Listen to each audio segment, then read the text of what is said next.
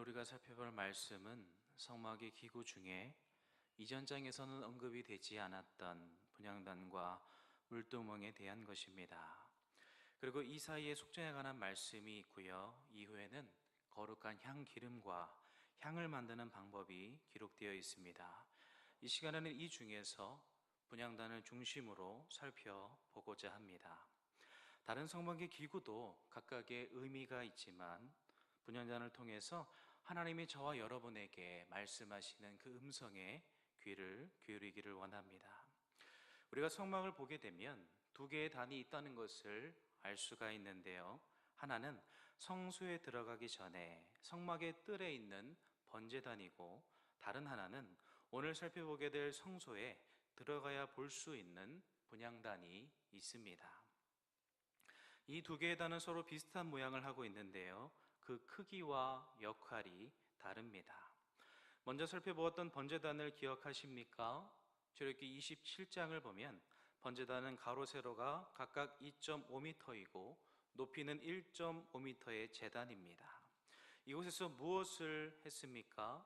죄를 지은 사람들이 자신의 죄를 속하기 위해 양과 소를 가져왔고요, 자신들의 손으로 양과 소를 잡아서 하나님 앞에 제사를 드렸습니다. 그러나 분향단은 번제단처럼 제사를 드리는 곳은 아닙니다. 그 크기도 그보다 작습니다. 본문 2절을 보면 알 수가 있는데요, 이렇게 말씀합니다. 길이가 한 규빗, 너비가 한 규빗으로 네모가 반듯하게 하고 높이는 2규빗으로 하며 그 뿔을 그것과 이어지게 하고. 분향단의 크기가 어떻습니까? 가로 세로가 각각 0.5m입니다. 0.5m면 50cm니까 이 정도가 되는 분향단이라고 할 수가 있겠습니다. 그리고 높이가 1m입니다. 모양은 번제단과 같이 제단의 윗면에는 각각 4개의 뿔이 있게 되고요, 그래서 그 모습은 마치 작은 번제단처럼 보이게 됩니다. 그러나 분향단은 번제단과 다릅니다. 조각목으로 만들어졌다는 부분은 같지만 그것을 감싸는 재료가 다릅니다. 번제단은 노수로 감싸고 있는데요, 그래서 노제단이라고 부르고요, 반면에 분향단은 금으로 감싸져 있습니다. 그래서 금향단이라고 부르기도 합니다. 우리는 분향단의 크기와 재료 그리고 번제단과의 차이점을 살펴봄으로써 이 분향단이 무엇인지에 대한 기본적인 이해를 갖게 되었을 것이라고 생각합니다. 그렇다면 우리는 이제 생각해 보아야 할 것이 있습니다. 그것은 하나님이 왜 성소 안에 이 분향단을 만들라고 말씀하시는 걸까요? 이것을 통해 저와 여러분에게 가르쳐 주고자 하시는 하나님의 뜻이 무엇일까입니다. 우리가 지난번에 살펴본 것처럼 성막의 모든 것은 의미 없는 것이 없습니다. 모든 것이 하나님이신 그리스도의 어떠하심을 보여주는 하나하나의 조각이라는 거예요. 그렇기 때문에 분향단도 우리에게 그리스도를 끊임없이 증거하고 있습니다. 그렇다면 어떠한 의미가 있겠습니까? 그 의미를 하나하나 살펴보기를 원하는데요, 그리고 그렇게 하기 위해서 가장 먼저 이 분향단의 역할이 무엇인지를 생각해 보기를 원합니다. 사랑하는 성도 여러분, 분향단의 역할이 무엇일까요? 우리는 그 이름에서 쉽게 그 의미를 찾아낼 수가 있는데요, 분향이 무엇입니까? 분향은 향을 피우는 것입니다. 그래서 분향단은 오직 단 하나의 역할을 위해 존재한다라는 거예요. 그것은 바로 향을 피우는 것입니다. 그렇다면 향을 피운다는 것은 무엇을 의미할까요? 기본적으로 그것은 땅에 있는 것이 하늘로 올라가는 것을 의미합니다. 향에 불을 붙이면 향에서부터 나오는 연기가 하늘로 올라가는 것처럼 분향하는 그 향을 하나님께 올려드리는 것입니다. 그래서 시편을 보면 시인은 이렇게 고백을 합니다. 나의 기도가 주의 앞에 분향함과 같이 되며 나의 손드는 것이 저녁 제사같이 되게 하소서. 시인이 무엇을 고백하고 있습니까? 자신이 하나님께 드리는 그 기도가 제사장이 성소에 들어가 분향을 하는 것처럼 하나님 앞에 올려지고 연락되기를 기도하고 있습니다. 지금 시인이 자신의 기도를 무엇과 동일시하고 있는 거예요? 바로 하나님 앞에 분향하는 것과 자신의 기도를 동일시하고 있습니다. 우리는 시인의 이런 고백이 무엇을 의미하는지 더욱 분명하게 확인할 수가 있는데요, 요한계시록을 보면 이렇게 말씀합니다. 각각 검은고와 향이 가득한 금 대접을 가졌으니 이 향은 성도들의 기도들이라. 사도 요한은 향이 무엇인지를 더욱 분명하게 이야기합니다. 그 향이 무엇입니까? 바로 성도들의 기도입니다. 우리는 성경의 기록을 통해 분향하는 것, 이 분향하는 것이 곧 성도가 드리는 기도를 의미한다라는 것을 분명하게 확인할 수가 있다라는 거예요. 그렇기 때문에 제사장이 성소에 들어가 분향을 하는 것은 기도에 관한 기본적이면서도 아주 중요한 것을 가르쳐 주고 있는 거예요.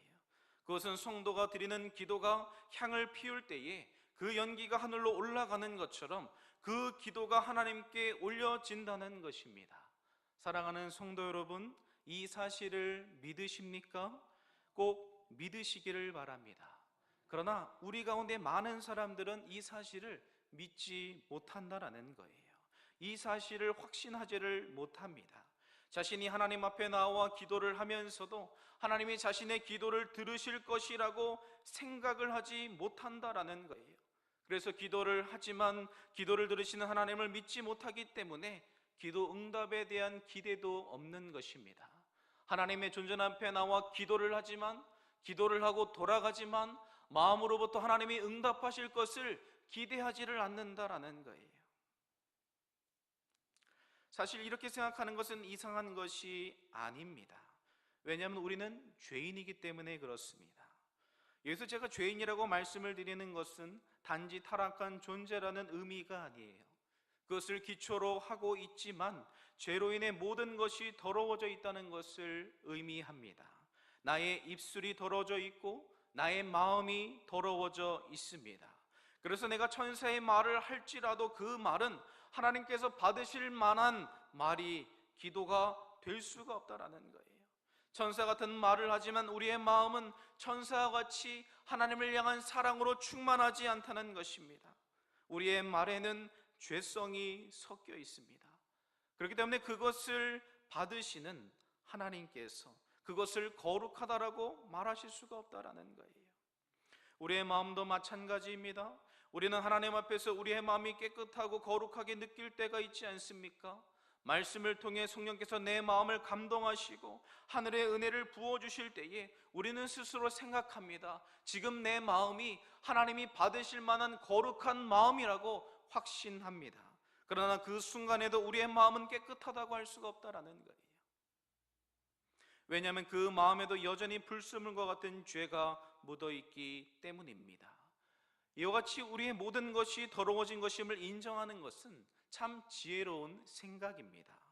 그런데 만약 이러한 생각이 우리가 드리는 기도를 하나님께서 듣지 않으신다고 생각하게 만든다면 그것은 하나님의 뜻과 의도를 오해하고 있는 것이라는 거예요. 우리는 이 부분을 잘 이해해야 합니다. 왜냐하면 그렇다고 해서 하나님이 우리의 죄악된 기도를 다 들으신다고 말씀드리는 것이 아니기 때문이에요.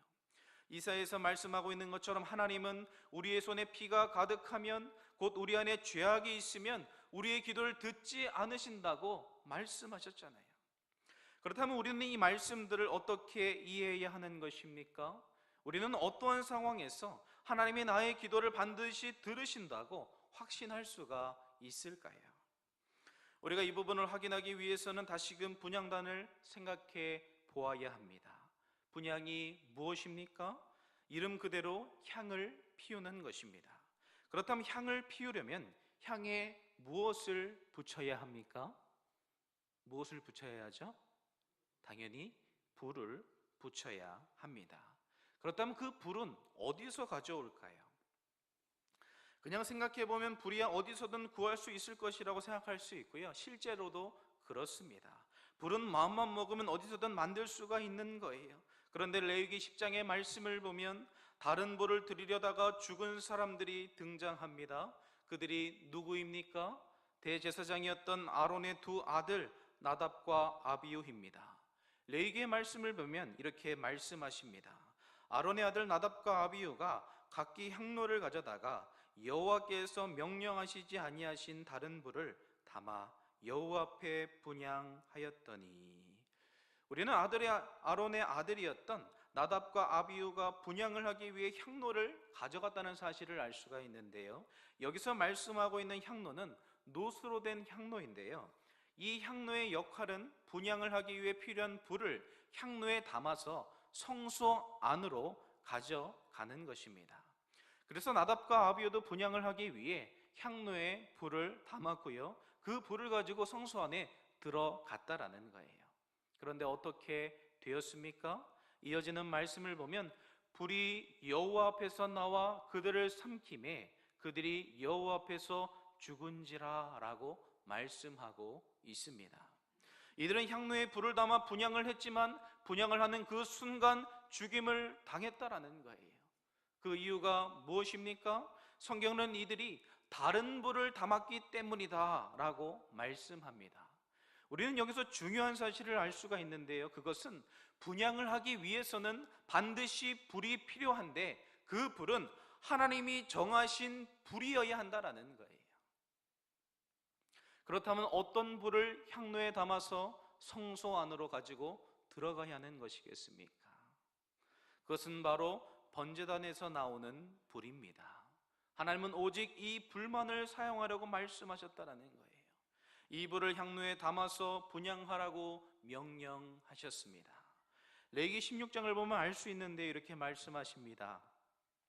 향로를 가져다가 여호와 앞 제단 위에서 피운 불을 그것에 채우고 또 곱게 간 향기로운 향을 두 손에 채워가지고 휘장 안에 들어가서 여호와 앞에서 분향하여 향연으로 증거계 위 속죄소를 가리게 할지니 그리하면 그가 죽지 아니할 것이며.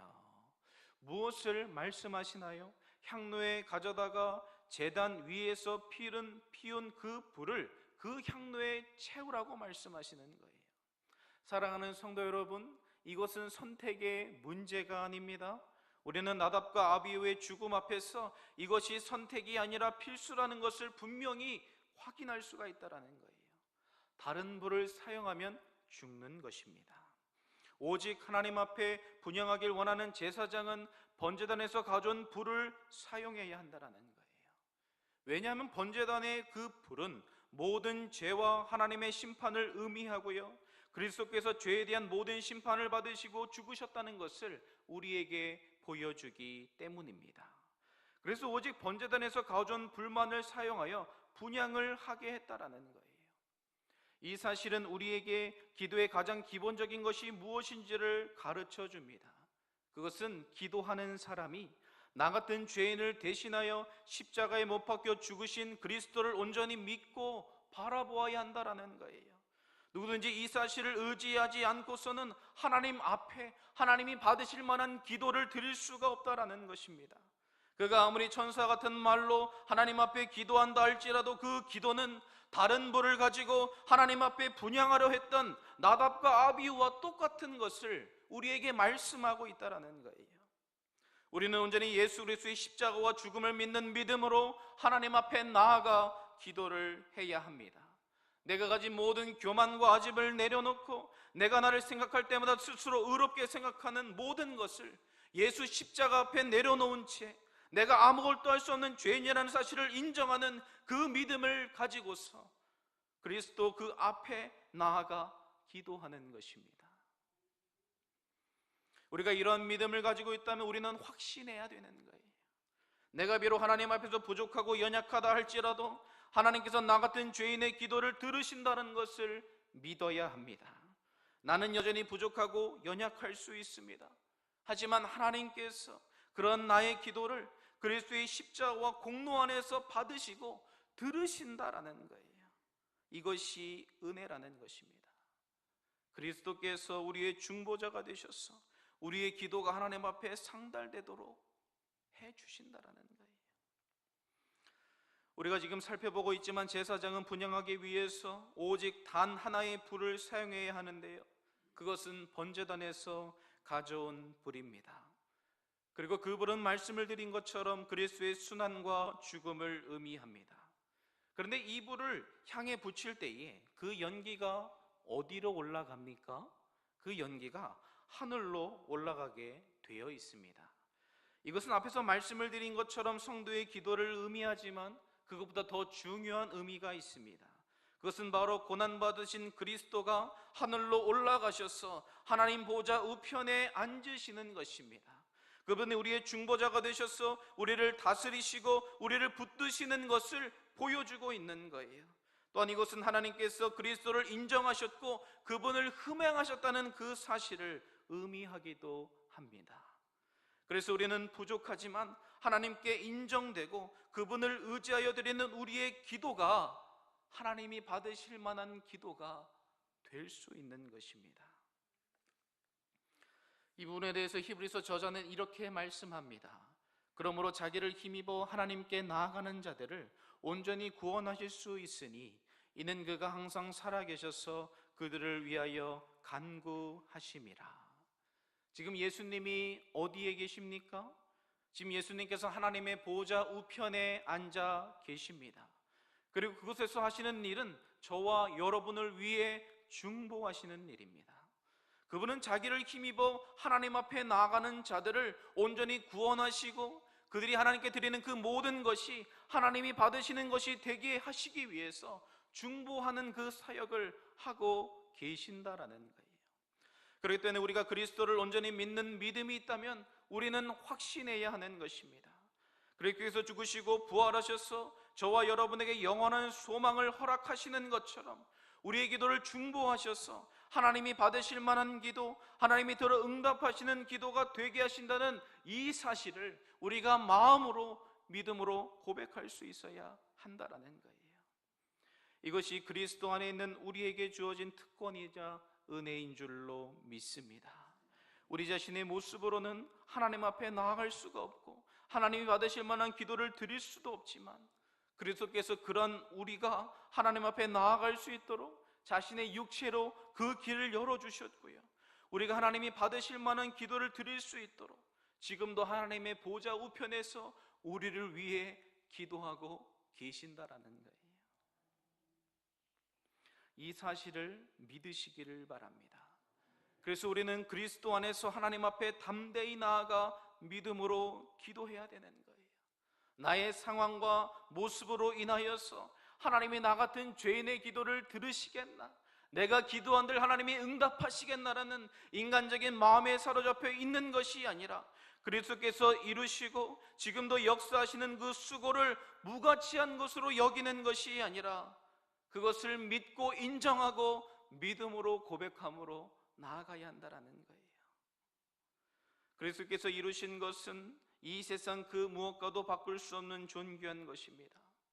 우리는 그분 안에서 하나님의 자녀가 되었고요, 하나님을 아바 아버지로 부르는 존재가 되었고요, 감히 하나님의 존전 앞에 나아가 우리의 간구를 아뢰고 응답받을 수 있는 특권을 받았습니다. 이 사실을 확신하며 하나님 앞에 나아가 믿음으로 기도하는 저와 여러분이 되기를 주님의 이름으로 간절히 소원합니다. 이것이 분향단이 우리에게 가르쳐주는 가장 기본적이면서 중요한 의미입니다. 그런데 우리가 분향단을 통해 한 가지 사실을 더 생각해 볼 필요가 있습니다. 그것은 제사장이 하나님 앞에 분향을 하기 위해 해야 될 일들이 있는데요, 그것은 우리가 기도에 관한 중요한 사실을 가르쳐 줍니다. 본문을 보면 하나님께서 이렇게 말씀하십니다. 7절과 8절입니다. 같이 한번 봉독하시겠습니다. 시작.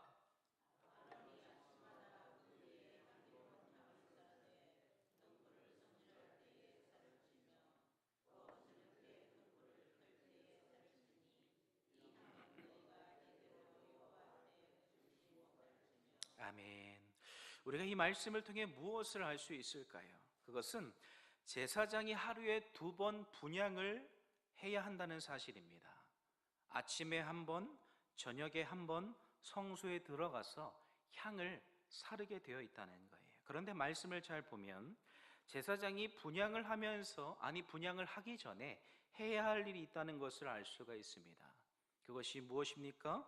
그것은 성소 안에 들어가서 그 성소 안에 있는 등불을 손질하고 그것을 켜는 것입니다.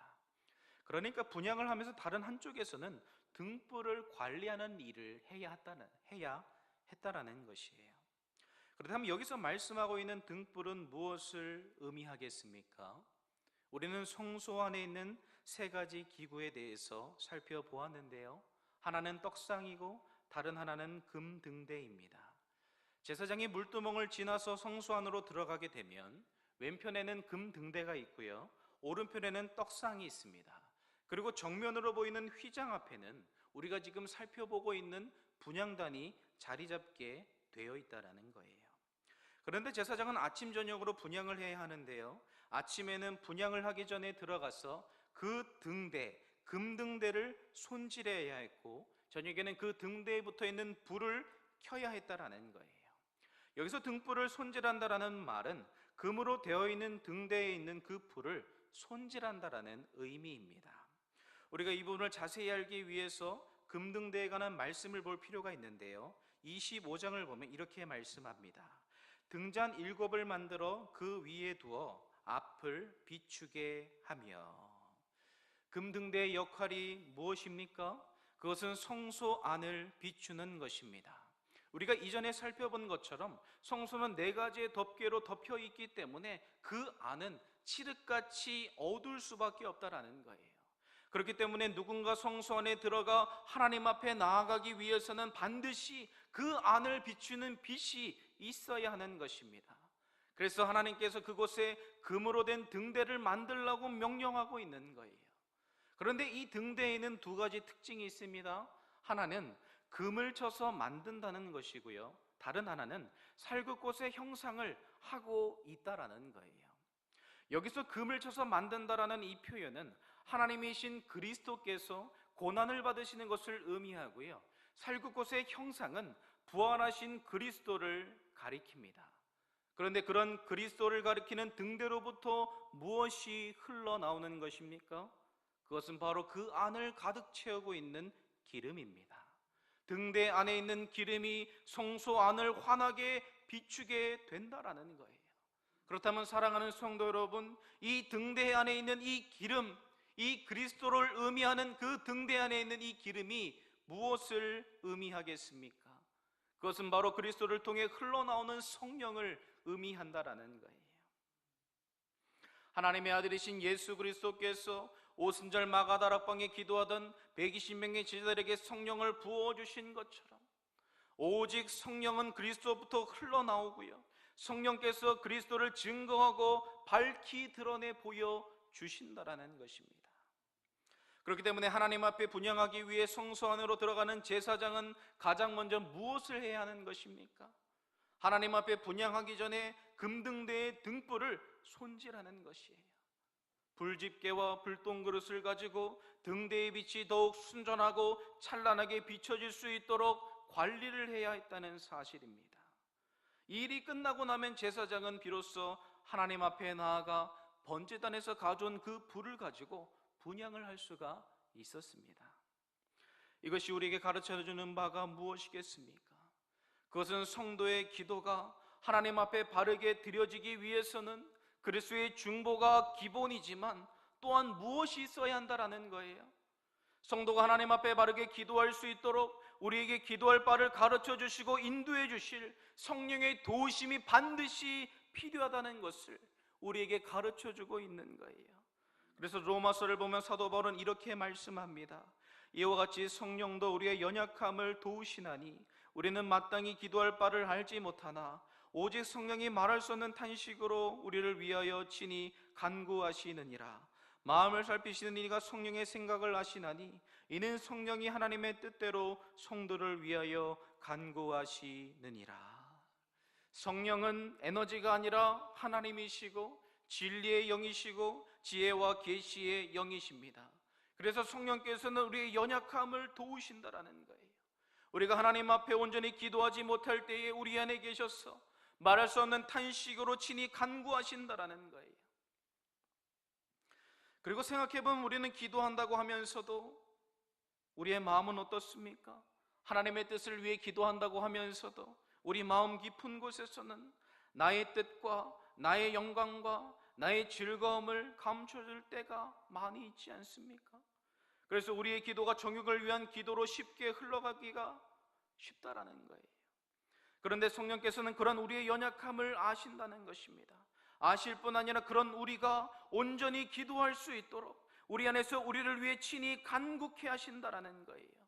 우리가 하나님의 뜻을 따라 간구할 수 있도록 우리의 마음과 생각을 붙들어 주시고 인도해 주십니다. 그래서 우리가 기도할 때에 반드시 성령의 도우심을 구해야 한다라는 거예요. 성령께서 내 마음과 생각 가운데 역사하셔서 하나님이 받으시는 기도, 하나님의 뜻을 구하는 기도를 드릴 수 있도록 내 안에 역사해 달라고 하나님 앞에 부르짖어 기도해야 된다라는 거예요. 그러나 이것은 단순히 성령의 도우심을 기도로 시작하라는 의미가 아닙니다. 성령 안에서 기도하라는 거예요. 사도 바울도 이것을 우리에게 가르쳐주고 있는데요, 에베소 6장을 보면 이렇게 말씀합니다. 모든 기도와 간구를 하되 항상 성령 안에서 기도하고 이를 위해서 깨어 구하기를 항상 힘쓰며 여러 성도를 위하여 구하라. 바울은 기도할 것을 명령하고 있습니다. 그런데 기도를 어떻게 하라고 말씀하고 있습니까? 모든 기도와 간구를 사용할 것을 명령하고 있는 거예요. 그리고 그러한 기도가 항상 성령 안에서 되어야 한다고 우리에게 가르쳐주고 있습니다. 그렇다면 우리는 생각할 수 있겠죠. 그렇다면 성령 안에서 기도하는 것이 무엇일까? 어떻게 성령 안에서 기도할 수 있을까라는 질문을 던질 수가 있습니다. 이에 대해서 사도 바울이 무엇을 이야기하고 있습니까? 좀 전에 읽어드린 말씀을 보면 이를 위하여 깨어 구하기를 항상 힘쓰라 라고 말씀하고 있습니다. 이 말씀은 기도하는 내 자신이 깨어 구하기를 항상 힘써야 한다는 것을 의미하고 있는 거예요. 여기서 깨어 있다라는 이 말은 자지 않고 있는 것을 의미하는데요, 이것이 다른 성경에서는 경성하다, 지키다라는 의미로 사용되었습니다. 무엇입니까? 하나님 앞에 기도하기를 원하는 사람은 마치 군인이 방어태세를 갖추기 위해서 긴장감을 풀지 않고 있는 것처럼 기도하는 일에 온 마음을 쏟아야 한다는 것을 우리에게 가르쳐주고 있는 거예요. 누구든지 기도하는 일에 집중하지 않고 자신의 마음이 기도에 온전히 집중할 수 있도록 힘쓰지 않는다면 성령 안에서 기도할 수 없다는 사실을 우리에게 가르쳐주고 있다라는 거예요. 이것은 우리에게 너무나 중요한 것을 말씀하고 있습니다. 왜냐하면 우리는 기도 시간을 너무나 쉽게 생각할 때가 많이 있기 때문에 그런 거예요. 우리는 기도하라고 이야기를 하면 우리가 가지고 있는 몇몇의 기도 제목을 다 고백하고 나서는 너무나 쉽게 예수님의 이름으로 우리의 기도를 마칩니다. 그리고 아무렇지 않게 문을 열고 돌아서서 우리의 집으로 돌아가는 거예요. 그러면서 기도 응답에 대한 어떤 기대도 없이 집에서 아무렇지 않게 우리의 일상생활을 살아간다라는 것입니다. 이 자리에는 저와 여러분에게는 우리 안에는 기도에 대한 열의가 부족하다라는 거예요. 우리 자신이 깨어 기도하기를 전혀 힘쓰지 않는다는 것입니다. 하나님이 저와 여러분에게 기도라는 특권을 주셨지만 우리는 그 기도를 통해 하나님의 신령한 은혜와 복을 얻으려는 간절함이 너무나 부족하다라는 거예요. 그러나 우리는 은혜에 대한 갈급하고 간절한 그 심령을 회복해야 합니다. 그리고 그 마음을 가지고 우리 자신이 다른 생각이나 피곤함에 우리의 마음을 빼앗기지 않고 기도할 수 있도록 힘써야 된다라는 거예요. 우리가 이 시간에 기도하기 위해 나온 것 아닙니까? 하나님 말씀을 듣고 기도하기 위해 이 자리에 나온 것 아니에요? 그렇다면 우리가 우리에게 주어진 이 기도의 시간을 사수해야 된다는 것입니다. 성령 안에서 기도할 수 있도록 내게 주어진 기도 시간을 집중하고 힘써서 성령 안에서 하나님이 받으실 만한 기도가 되어질 수 있도록 우리가 온 마음을 다하여 기도하는 일에 집중해야 한다는 것이에요. 그러면 기도하는 중에 성령께서 우리의 마음을 만지시는 것입니다. 마치 마가의 다락방에 모인 120명의 제자들을 위해 성령이 임하셨던 것처럼 성령께서 우리의 입을 열어 간구하게 하시고 우리의 마음을 뜨겁게 하시는 거예요. 그리고 우리가 마땅히 기도해야 될 그 제목들을 우리의 입술을 열어 고백하게 하시고 그 기도 응답에 대한 사모하는 심령을 우리에게 부어 주십니다. 사랑하는 성도 여러분, 말씀을 맺겠습니다. 우리는 오늘 성소 안에 있는 분향단을 통해 기도에 대해서 살펴보았습니다. 하나님이 분향을 통해서 우리에게 말씀하시는 것이 무엇일까요? 본문 8절을 보면 이렇게 말씀합니다. 같이 한번 읽기를 원합니다. 8절입니다. 준비 시작.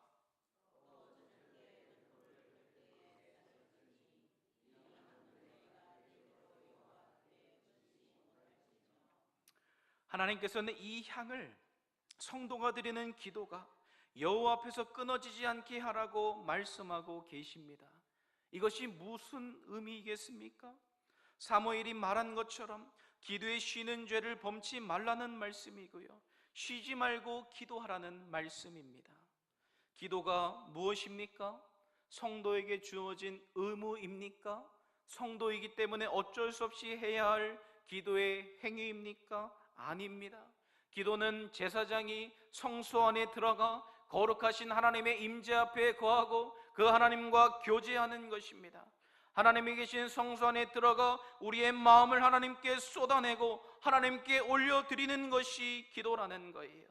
성도의 기도는 그리스도 안에서 성도가 누릴 수 있는 은혜의 특권이고요, 우리는 그리스도의 중보하시는 은혜 아래서 감히 하나님 앞에 나아가 우리 입술을 열어 우리의 마음과 기도의 제목을 하나님께 올려드리게 된다라는 거예요. 그리고 우리의 간구는 항이 하늘로 올라가는 것처럼 하나님의 보좌에 상달되어지고 하나님께서 그런 죄인된 우리의 기도를 들어 응답해 주신다는 것입니다. 그러나 우리가 연약하기 때문에 누구의 도움이 필요한 것입니까? 바로 성령의 도우심이 필요하다라는 거예요. 제사장이 분향하기 위해서는 성소 안에 있는 금등대의 빛을 의지하여 분향할 수 있었던 것처럼 성도가 하나님께 온전히 기도로 드려지기 위해서는 성령을 의지해야 되고 성령 안에서 기도해야 한다는 거예요. 하지만 말씀을 드린 것처럼 이것은 생각만큼 쉽지가 않습니다. 왜냐하면 우리가 기도하는 일에 우리의 온 마음을 쏟아야 하기 때문에 그런 거예요. 성령 안에서 기도할 수 있도록 깨어 있어야 하고요, 깨어서 구하기를 힘써야 한다는 것입니다. 그러나 우리가 오순절 마가의 다락방에 모였던 제자들과 같이 간절한 심령을 가지고 하나님 앞에 마음을 쏟으며 기도에 집중하게 된다면 호련히 기도하는 중에 성령께서 저와 여러분의 그 심령 가운데 임재하시는 것입니다. 우리의 마음을 만지시고 우리의 마음을 뜨겁게 하셔서 간절하게 간구하실 뿐 아니라 그 기도를 응답하시는 그 하나님을 믿음으로 바라보게 해 주신다라는 거예요. 이 자리에 있는 저와 여러분이 이런 기도의 특권을 받은 주의 백성인 줄로 믿습니다. 이 사실을 기억할 수 있기를 바랍니다. 그래서 우리가 기도할 때에 그리스도를 의지하여 믿음으로 기도하길 원하고요, 기도하는 가운데 성령의 도우심을 경험하는 복된 성도가 되어지기를 주님의 이름으로 간절히 소원합니다. 그래서 기도하는 것이 습관이 아니라, 기도하는 것이 형식이라는 습관이 아니라, 기도를 통해 매일 기도에 응답하시는 그 하나님을 경험하고 성령께서 내 마음을 만지시는 그 은혜의 역사들이 우리의 심령과 삶 속에 넘쳐나게 되기를 주님의 이름으로 간절히 소원합니다. 제가 잠깐 기도하겠습니다. 살아계신 하나님 아버지, 감사합니다. 죄인된 우리가 하나님의 존전 앞에 나아가 기도할 수 있는 은혜를 허락하시고 그리스도의 중보하심 아래서 그리고 성령의 도우심 아래서 간구함으로써 응답을 받을 뿐 아니라 우리의 마음 가운데 하늘의 그 신령한 은혜를 맛보게 하심 참 감사를 드립니다. 그러나 우리는 기도하는 일에 우리의 마음을 쏟지 않고 기도하는 일에 우리의 마음을 쏟아 집중하지 못하고 기도를 하나의 형식처럼 생각할 때가 너무나 많음을 고백합니다. 우리의 연약함을 불쌍히 여겨주시옵시고 우리가 기도함으로 날마다 성령의 충만함을 경험하게 하시고 성령께서 우리의 마음을 만지시고 새롭게 하시고 새로운 은혜로 채워주심을 날마다 경험할 수 있도록 주여 은혜를 더하여 주옵소서. 이 말씀이 우리의 삶 가운데 그대로 응답되어지기를 간절히 소원하오며 거룩하신 예수님의 이름으로 기도합니다.